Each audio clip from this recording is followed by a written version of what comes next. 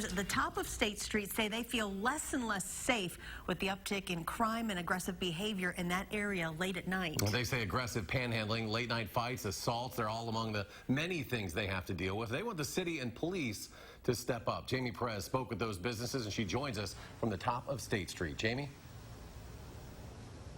Well, this area behind me, actually, right at the top of State Street, is that problematic area that a lot of business owners are talking about. They say that after 10 o'clock, it gets particularly bad, especially when it comes to that aggressive panhandling that you just mentioned. But today, we asked the city what and if there's anything that they can do about it. This isn't the first time or the second time we've done stories about State Street safety. Russell St. John is an assistant manager at Ian's Pizza. He told me he calls the cops at least once a week to help dissolve issues. It's a little bit frustrating to have to play that role, and you feel like a bad person when you tell someone, hey, you know, you can't do this. The most recent incidents being fights inside and outside the restaurant late at night and aggressive panhandling. A lot of people asking to bum cigarettes, asking for, you know, $1 or $2. A lot of times we wind up with people inside the store, which is kind of where we start to take issue with it. He also acknowledged that the panhandling has been so aggressive at times that employees have been assaulted. It makes people kind of uncomfortable, so we've had a bit of turnover from it. Mike Revere is the alder for this part of town. He says in terms of panhandling, it's a form of protected speech, and there isn't much the city can do. It's something that I'm very frustrated that we can't do more about.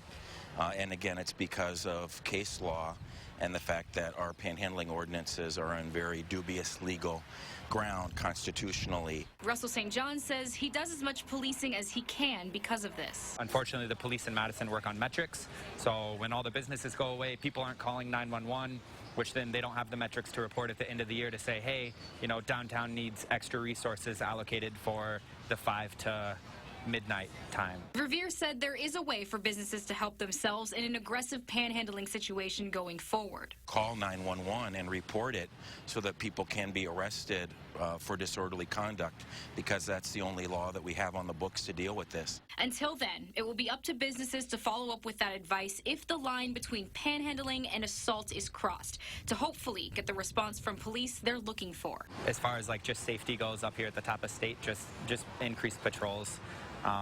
We definitely notice a difference inside of our restaurant when there's a police presence out at the top of State Street.